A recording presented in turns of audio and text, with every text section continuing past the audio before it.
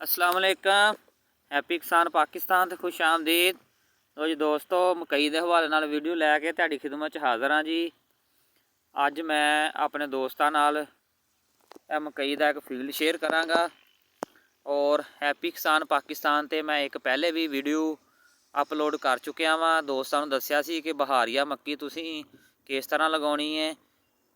ਇਨ short ਦੱਸਿਆ ਸੀ ਕਿ ਕੋਸ਼ਿਸ਼ ਕਰੋ ਤੁਸੀਂ ਸਿੰਗਲ ਖਾਲੀ ਤੇ ਲਗਾਓ। अगर तुसी डबल खाली तो लगानी है तो फिर तुहाडी जिहड़ी है वो शमालन जनूबन खेलों कढ़ के मशरक मगरब चोपा जिहड़ा वो लगा होना चाहिए। लो जी, यह जिहड़ी मक्की है 15 फरवरी की मक्की लगी हुई है और इन्होंने मशरक मगरब खेलों कढ़ के शमालन जनूबन जिहड़ा है वो चोपा लगाया। एक धुप वाली सैड एक छां वाली सैड।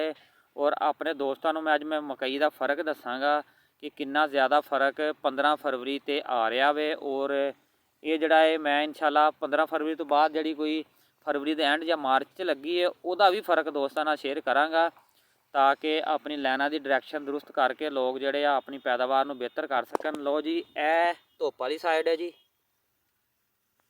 यह तुसीं देख सकते हो जी। धुप वाली साइड की विगर बड़ी ज़बरदस्त हैगी है। लो जी, यह छां वाली साइड है जी, बहुत ज़्यादा फ़र्क आ रहा है। इधर तुसीं देख लो, एक साइड है धुप वाली है, यह छां वाली है। तो बाद दोस्त हज़रात ये कहते हैं कि जिस तरह ही अगों मौसम खुलना धुप्पां पैणियां है, यह जिहड़ा पौधा है इहदे नाल रल जाना, ये कदे भी नहीं रलना जी। आ जिहड़ी साइड वाला छां वाली साइड वाला प्लांट जिहड़ा ये वीक रहना और इन्हें छल्ली भी हल्की चुकनी है। और यह जिहड़ा है ਇਹਦੀ विगर बड़ी ज़बरदस्त रहनी है और ਇਹਦੀ छल्ली भी ज़बरदस्त होनी है। लो जी दोस्तों, वीडियो बनाने का मकसद यो ही है। अगे भी मैं अपने दोस्तों को हैप्पी किसान पाकिस्तान के प्लेटफार्म पर आगाही दे चुकिया वां कि तुसीं बहारिया मकई लगाने वाल जो लगानी है खसूसन जिहड़ियां खेलों की डायरैक्शन है उसका ख्याल रखना है। दोस्तों ये बेहतर मैनेजमेंट के नाल ही आपां जिहड़ा हुण सरवाइव कर सकने हैं। जिस तरह के हालात हो चुके हैं, महंगाई बहुत ज़्यादा हो गई है, खादां बहुत महंगियां, डीजल बिजली बहुत महंगी है।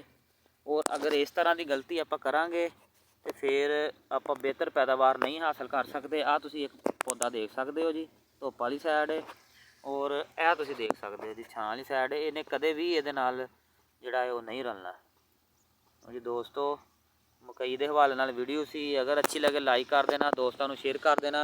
और मैं रिक्वेस्ट कराँगा जिहड़े दोस्तों ने हजे तक हैप्पी किसान पाकिस्तान को सबसक्राइब नहीं किया वो हैप्पी किसान पाकिस्तान को सबसक्राइब कर लो, बैल आइकन दबा लो ताकि मुख्तलिफ फसलों के हवाले नाल और मुख्तलिफ फसलों के रेटां के हवाले नाल और खसूसन मकई के हवाले नाल वीडियोज़ तुहानूं देखण नूं मिलदियां रहन। अल्लाह हाफिज़।